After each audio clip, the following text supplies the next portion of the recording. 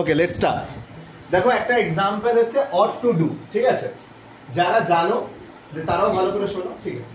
এবার দেখো ought to do, তাহলে অট টু ডু এর ক্ষেত্রে প্রথমে একটা জিনিস জেনে রাখো যে এই পুরোটাই ভার্বাল গ্রুপ, মানে ভিজি, এই পুরোটাকে আমরা ভিজি বলতে পারি, প্রথম কথা, ফার্স্ট কথা। দ্বিতীয় কথা যেটা জানতে হবে সেটা হচ্ছে অট টু, এটা একটা মডাল, মানে অট টু এই কথাটা একসাথে, ought to this is a modal, clear? এটাও একটা মাথায় রাখতে হবে, যেমন ক্যান, কুড, মে, মাইট একটা মডাল, অট টুটা একটা মডাল, ক্লিয়ার?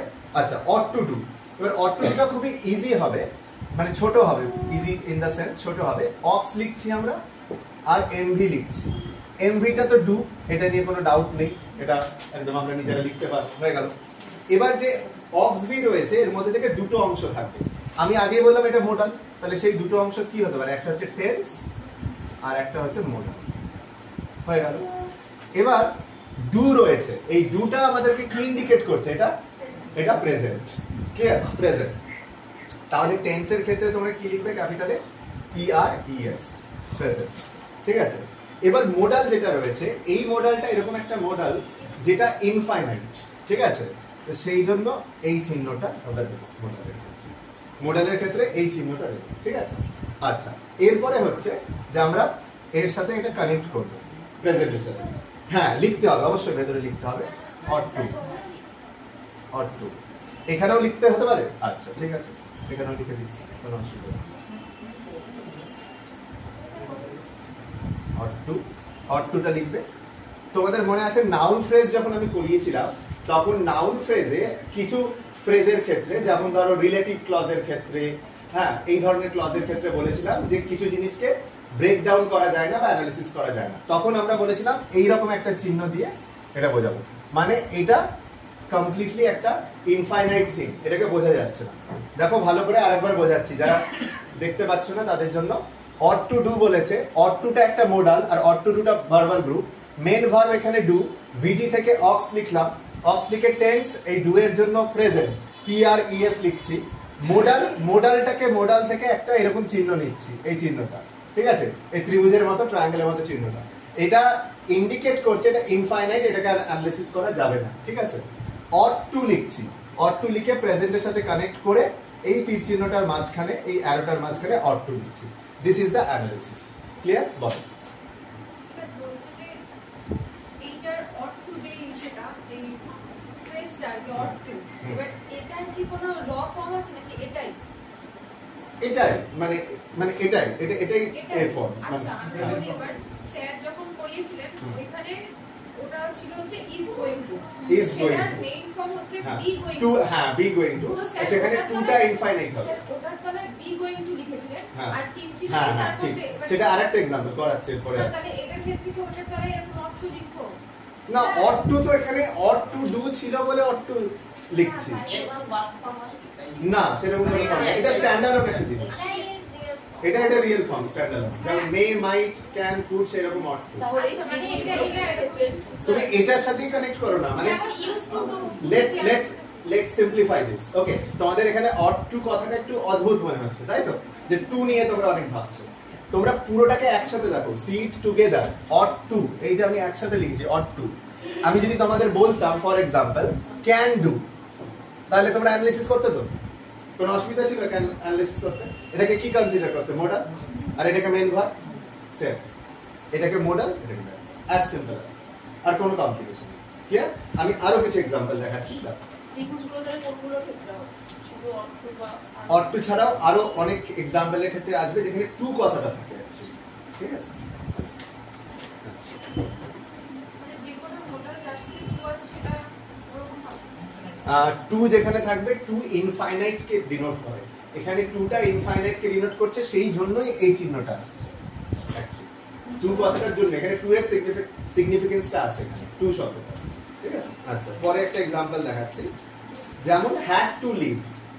এবার দেখো হ্যাড টু লিভ, এটা অন্যভাবে দেখো, এখানে হ্যাড টু লিভ, তো এখানে যে হ্যাড টু লিভ আছে, এখানে হ্যাড লিভ তো মেন ভার্ব হবে, হ্যাড টুটা একটা ইনফাইনাইট মোডালে থেকে যাবে, যেটাকে আমরা অ্যানালিসিস করতে পারবো। এটা কিরকম অ্যানালিসিস হবে দেখে নাও একবার, দেখো।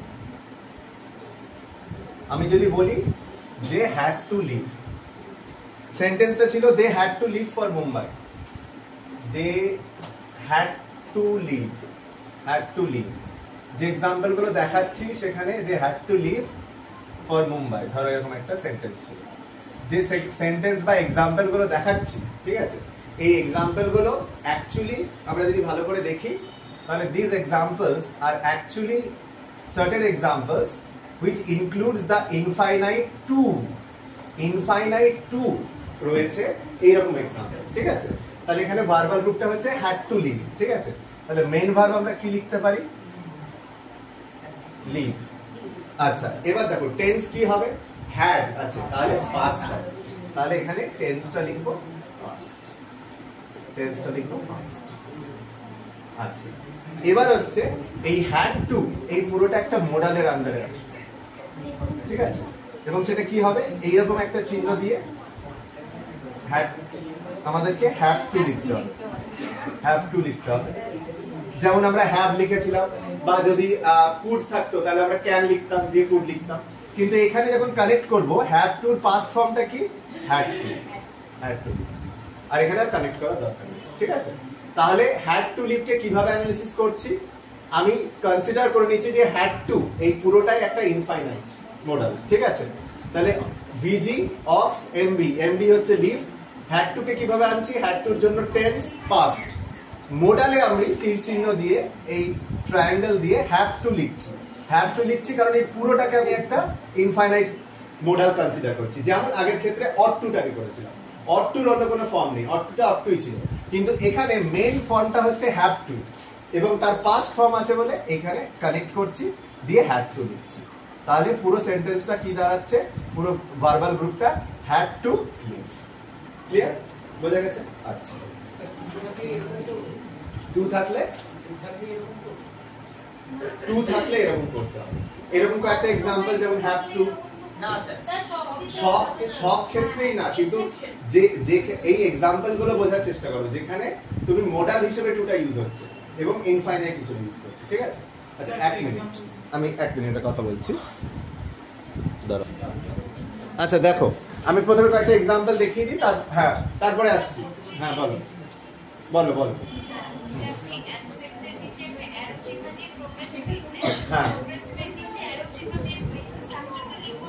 হ্যাঁ, এখানে মানে অ্যারো বলতে একটা দাগ হবে। হ্যাঁ, অ্যারো না, জাস্ট একটা দাগ, ঠিক আছে। আচ্ছা, দেখো এখানে একটা এক্সাম্পল রয়েছে, John will come around soon. John will come round soon, ঠিক আছে। এখানে এইটা হচ্ছে VG, will come round, এইটা হচ্ছে VG, ঠিক আছে। এবার ভালো করে দেখো, হ্যাঁ, এবার আসছে VG থেকে আমরা কি নিচ্ছি? ox v। এটা সবাই বুঝতে পারছো তো এতক্ষণে? ox মানে ox আসবে আর MV আসবে, ঠিক আছে, হোপফুলি বুঝতে পারছো। আচ্ছা, হ্যাঁ, এটা ফ্রেজাল, মানে স্যার কি এখানে ফ্রেজাল ভাব লিখতে বলেছেন? আচ্ছা, ঠিক আছে। হ্যাঁ, আমার ওখানেও দেখো ভার্ব লেখা আছে, হ্যাঁ, ফ্রেজাল ভাব। মেইন ভার্বটা এর পরে আসবে।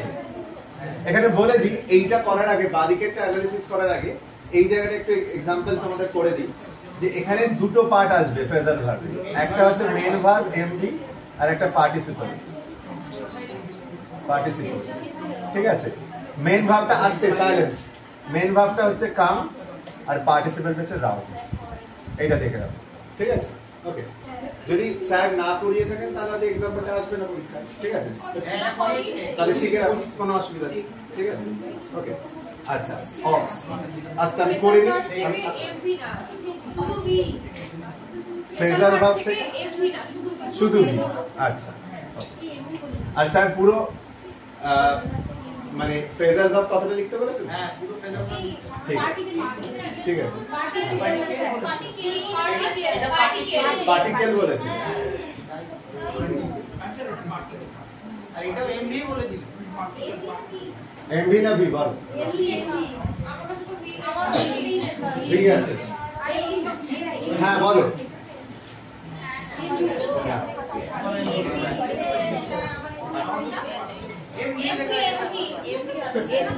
হ্যাঁ, অন্য একটু মিউট করো। আস্তে আস্তে আস্তে আস্তে আস্তে আস্তে আস্তে আস্তে আস্তে প্লিজ। আচ্ছা এইটা ভি, আচ্ছা ভি লিখলেও আমার মনে হয় না কোনো অসুবিধা আছে, ঠিক আছে না? তোমার কি মনে হয়? এমভি হবে, ঠিক আছে। আমিও এমভি জানি, ঠিক আছে হয়ে গেল, ঠিক আছে কোনো অসুবিধা নেই। ডেমোক্রেটিক কান্ট্রি, সবার ওপিনিয়ন আছে, সবার ওপিনিয়ন নেওয়া হবে, তারপরে যে জিতবে জিতবে, যে হারবে হারবে। আচ্ছা তারপর অক্সবি, পার্টিকেল, পার্টিকেল, হ্যাঁ পার্টিকেল, হ্যাঁ পার্টিসিপেল না পার্টিকেল, পার্টিকেল হবে, পার্টিকেল হবে, ঠিক আছে। আচ্ছা এরপরে অক্স, অক্সের ক্ষেত্রে এটা টেন্স কি আসবে বলো? প্রেজেন্ট, তাই তো? PRES, present. এখানে একটা কি আসবে? মোডাল, মোডালটা কি হবে? উইল, এবং এইখানে এটা কানেক্ট করতে হবে, উইল লিখতে হবে, ব্যাস এই অবধি একদম কারেক্ট আছে। যা ডাউট আছে, কোনো ডাউট নেই এখানে? দেখে নাও সবাই যে will come around, will come around এর ক্ষেত্রে আমরা ভিজি লিখছি, আমরা ইউজুয়ালি সমস্ত এক্সাম্পলে অক্স আর এমভি লিখি, তাই তো? অক্স লিখে এদিকে অক্সিলারি আর এদিকে এমভি লিখি। এখানেই প্রথমবার আমরা ফ্রেজাল ভাব লিখি। এই কাম অ্যারাউন্ডটা একটা ফ্রেজাল ভাব হিসেবে কাজ করছে, ঠিক আছে? যদি পুট অফ, পুট অন এই ধরনের কোনো টার্ম আসে, ঠিক আছে? আর ফ্রেজাল ভার্বের দুটো অংশ হবে, এমভি হবে অবভিয়াসলি, ফ্রেজাল ভার্বের ভার্ব তো থাকবে একটা, সেটাকে এমভি বলছি। এখানে কাম আসছে, কাম রাউন্ডের মধ্যে কাম, আর বাকি অংশটাকে আমরা পার্টিকেল বলি। কাম রাউন্ড আছে এখানে, এক্সাম্পলটাতে রাউন্ড ছিল, তো রাউন্ড, ঠিক আছে? তো পার্টিকেল হিসেবে রাউন্ড লিখছি, যা পার্টিকেলে থাকবে সেটা লিখছি, ঠিক আছে? আচ্ছা এরপরে অক্স লিখছি, অক্সের ক্ষেত্রে টেন্স আসছে প্রেজেন্ট, কারণ এখানে উইল আছে। আচ্ছা মোডাল উইল হিসেবে কাজ করছে, প্রেজেন্টের সাথে উইলটা কাজ করছে, ব্যাস সিম্পল, ডান, ওকে। দেখো যখন একটা সেন্টেন্স দেওয়া থাকবে, ঠিক আছে, যেমন ধরো ফর এক্সাম্পল যে আই অ্যাম গোয়িং, এটা খুব সিম্পল সেন্টেন্স নিচ্ছে, যে আই অ্যাম গোয়িং, ঠিক আছে? আই অ্যাম গোয়িং, এটা কোন টেন্স আছে?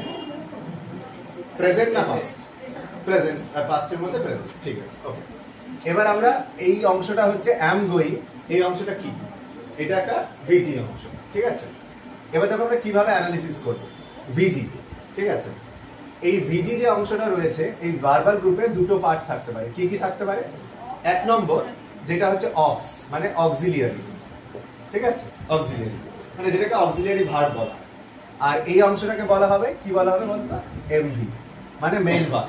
এখানে মেইন ভার্ব কি হবে? গো, হ্যাঁ আই অ্যাম গোয়িং এর ক্ষেত্রে মেইন ভার্ব গো, কারণ অ্যামটা কি অক্সিলিয়ারি ভার্বের মধ্যে পড়ছে। আচ্ছা এবার এখানে অক্সের তিনটে অংশ হতে পারে, একটা অংশকে বলে টেন্স, একটা পার্ট টেন্স, একটা হচ্ছে মোডাল, আর একটা হচ্ছে অ্যাসপেক্ট। মোডাল আর অ্যাসপেক্ট, এখানে অ্যাসপেক্ট এখন আমি লিখছি না। এবার অ্যাসপেক্টের তিনটে অংশ হতে পারে, কি কি হতে পারে? আবার অ্যাসপেক্টের তিনটে অংশ কি হতে পারে বলো?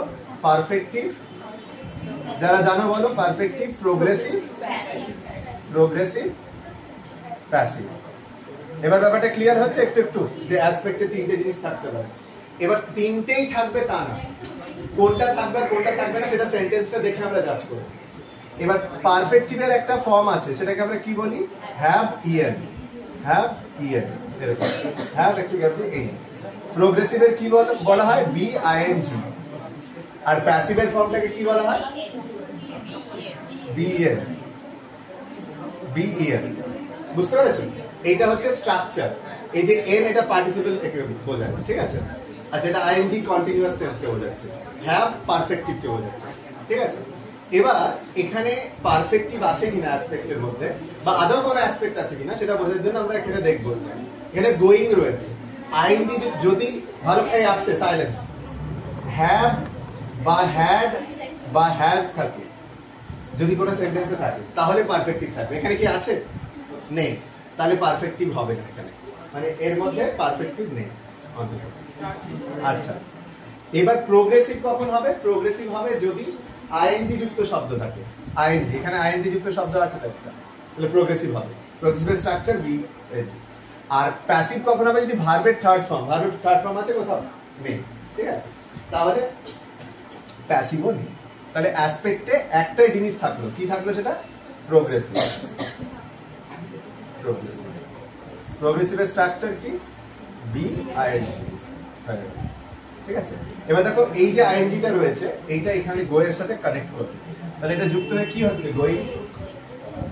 ঠিক আছে, আচ্ছা এবার দেখো টেন্স কি হবে? এবার বলো, প্রেজেন্ট হবে, টেন্স প্রেজেন্ট হবে। এবার মোডাল কি আছে এখানে? নেই, মোডালও নেই, দেখো তাহলে মিটিয়ে দিলাম। এই যে অক্স থেকে তিনটে পার্ট লিখেছিলাম, টেন্স, মোডাল আর অ্যাসপেক্ট, এর মধ্যে শুধুমাত্র কি থেকে যাচ্ছে? শুধুমাত্র টেন্স থেকে যাচ্ছে। আর অ্যাসপেক্টে একটাই জিনিস আছে, প্রোগ্রেসিভ। ঠিক আছে, আর বলো এবার প্রেজেন্টের সাথে এটা কি হবে বলো? এটা কি লিখবো আমরা? অ্যাম লিখবো। কেন? এই যে এটা বি ভার্বের ফর্ম, এবার বুঝতে পারছো? বি ভার্বের ফর্ম, প্রেজেন্টে অ্যাম আছে। যদি ওয়াজ থাকতো তাহলে এখানে কি লিখতাম? এইটা পাস্ট হয়ে যেত, এইটা চেঞ্জ হয়ে পিএসটি হয়ে যেত। যদি ওয়াজ থাকতো তাহলে সেন্টেন্সটা কি? প্রেজেন্ট টেন্স, পাস্ট টেন্সে চলে যেত। আর এখানে কি লিখতাম? এখানে ওয়াজ। ক্লিয়ার? এটা বি এর সাথে কানেক্ট করব। তাহলে এইটা হচ্ছে একটা সিম্পল স্ট্রাকচার, বুঝতে পারলে? আচ্ছা ঠিক আছে।